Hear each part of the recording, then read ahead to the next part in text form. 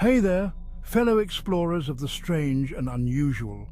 Welcome to a journey where the line between reality and the supernatural blurs. Today, we're diving headfirst into a cauldron of creepy as we explore the top 10 most haunted places in San Antonio, Texas. This city, known for its vibrant culture and history, hides secrets that are not for the faint of heart. Now, I'm not saying I believe in ghosts, but there are definitely some things out there that make you go, that's weird. From unexplained noises to eerie apparitions, the stories we'll uncover are sure to give you chills. San Antonio, with its rich history and Spanish colonial charm, also harbors a darker side, a side that many have experienced but few can explain. This side is steeped in legends, whispers of restless spirits, and unexplained phenomena that'll make your skin crawl. From haunted hotels to eerie missions, each location has its own spine-tingling tale. So buckle up, grab your EMF readers, or don't, I'm not your boss, and get ready for a bone-chilling ride through the heart of Texas' paranormal playground. Whether you're a skeptic or a believer, these stories are bound to intrigue and unsettle you. Let's get started. We're kicking things off at the Alamo, a place practically synonymous with Texas history. But beyond the heroic tales of bravery, there lies a somber energy. Visitors and staff alike have reported encounters with spectral soldiers forever patrolling the grounds. Some claim to have heard the faint echo of battle cries, a chilling reminder of the brutal conflict that unfolded within these very walls. Is it residual energy from a pivotal moment in history? Or are the defenders of the Alamo still fighting their last stand, their spirits forever intertwined with the site of their sacrifice? Next, we venture into the grand halls of the Menger Hotel, a historic landmark with a spectral staff all its own. Among the most famous residents is Sally White, a former chambermaid whose life was tragically cut short. Guests claim to see her friendly face, still diligently tidying up even in death. But Sally isn't alone. Numerous other ghostly figures are said to roam the halls, forever bound to this elegant hotel. Are these spirits simply content to wander the halls they once frequented in life, or are they searching for something more, something beyond the veil? Our journey takes us to the Spanish governor's palace, a place where the echoes of colonial rule mingle with the whispers of the unseen. Disembodied voices, soft and mournful, are said to drift through the courtyard, remnants of conversations long past. Shadowy figures, glimpsed in the flickering gaslight, seem to watch from the periphery, their intentions as mysterious as their origins. Is this the lingering presence of Spanish officials, their hold on power extending beyond the grave? Or are these simply tricks of the light and sound, playing on our expectations? Hold on to your scalpels, folks, because we're checking into the Emily Morgan Hotel, a former medical facility with a chilling past. The 14th floor, once home to the medical ward, is said to be a hotbed of paranormal activity. Guests report encounters with ghostly nurses, their spectral footsteps echoing down the empty corridors, and patients, their moans of pain and pleas for help still lingering in the air. Is this the result of the countless lives that pass through these halls, their pain and suffering imprinted on the very walls? Or are these simply the ramblings of weary travelers, their minds playing tricks on them in the dead of night? Our next stop is the Gunter Hotel, a place where luxury and tragedy collide in room 636. Legend has it that a woman was brutally murdered in this very room, her spirit forever bound to the scene of her demise. Guests have reported unsettling occurrences, from flickering lights and malfunctioning electronics to the feeling of an unseen presence. Some even claim to have seen the ghostly apparition of the murdered woman, her white dress stained crimson, her eyes filled with a haunting sadness. Is this the restless spirit of a woman seeking justice, or is it the morbid curiosity of the living, breathing life into an old ghost story?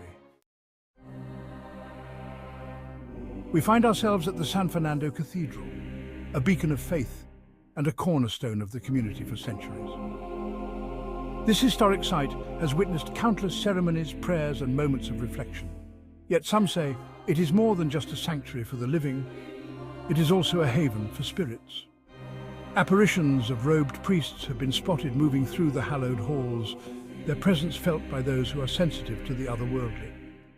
Their voices, echoing in Latin, can be heard long after the last prayers have been uttered. The haunting strains of organ music, played by unseen hands, are said to fill the cathedral at night, creating an atmosphere that is both eerie and awe-inspiring. These spectral melodies send shivers down the spines of those who dare to listen. Is this the presence of devout clergymen, their faith transcending the boundaries of life and death, or is it something else entirely? Could it be the collective energy of centuries of worship, manifesting in ways we cannot fully understand? Or is it simply the power of suggestion, our minds filling in the blanks in a place so steeped in history and spirituality?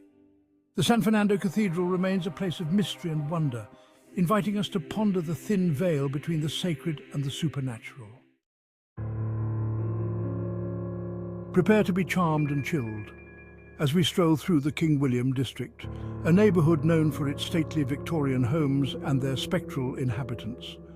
Among the most famous is the ghost of a young girl in a white dress, said to be the spirit of a child who met an untimely end. Residents and visitors alike have reported seeing her playing in the yards, her laughter echoing through the quiet streets. Is this the innocent spirit of a child, forever frozen in time? Or is it the power of our collective imagination, fueled by the stories we tell ourselves about the past? Our next destination is Victoria's Black Swan Inn, a place that has become a favourite haunt for paranormal investigators. EVPs, those eerie recordings of voices from beyond the grave, have been captured within its walls, whispering secrets that send chills down the spines of even the most skeptical. Shadowy figures darting across hallways and lurking in corners have been caught on camera, their forms as fleeting as they are unsettling. Is this a place where the veil between our world and the next is thin, allowing spirits to communicate with the living? Or are these simply anomalies easily explained away by science and reason? Hold on to your donkeys because we're heading to the Donkey Lady Bridge, a place where local legend and real-life fear collide. The story goes that a woman, driven mad by grief after the loss of her child, roams the area, her cries echoing through the night. Some say she resembles a donkey, her body twisted and contorted by years of anguish and despair. Visitors have reported strange noises, flickering lights, and even the feeling of being watched. Is this the vengeful spirit of a grieving mother, or is it the power of folklore transforming a tragic tale into a cautionary horror story? Our final stop takes us to the Devil's Bridge, a place shrouded in darkness and whispered rumours. This bridge, cloaked in an eerie mist, has long been a subject of fascination and fear. Legend has it that the bridge is haunted by the spirits of those who met their demise in the waters below, their cries for help echoing through the night. Their souls forever trapped by some unseen force, unable to find peace. The waters beneath the bridge are said to be cursed, a gateway to the unknown. Visitors have reported a palpable sense of dread, an overwhelming feeling that something is not quite right, a feeling of being watched by unseen eyes, as if the very shadows are alive and observing their every move. Some even claim to have seen ghostly apparitions, figures that appear and disappear in the blink of an eye. Their forms as cold and unforgiving as the stone arches of the bridge itself, sending chills down the spines of those who dare to cross. Is this a portal to another realm, a place where the forces of darkness hold sway? Or is it simply the power of our own minds, conjuring up fears from the depths of our imagination? The line between reality and the supernatural blurs here, leaving us to ponder the true nature of the Devil's Bridge. Are we merely projecting our fears onto the shadows and whispers of the night? Or is there something more sinister lurking in the darkness, waiting for the next unsuspecting soul to cross over? So, there you have it, folks, the top 10 most haunted places in San Antonio, Texas. Whether you're a believer or a skeptic, there's no denying that these locations hold a certain eerie allure. Did we miss any spooky spots? Let us know in the comments below, but be warned.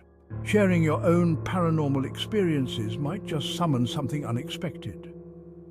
Until next time, keep your eyes peeled for the unusual, your minds open to the possibilities, and remember, sometimes the scariest monsters are the ones we create in our own minds.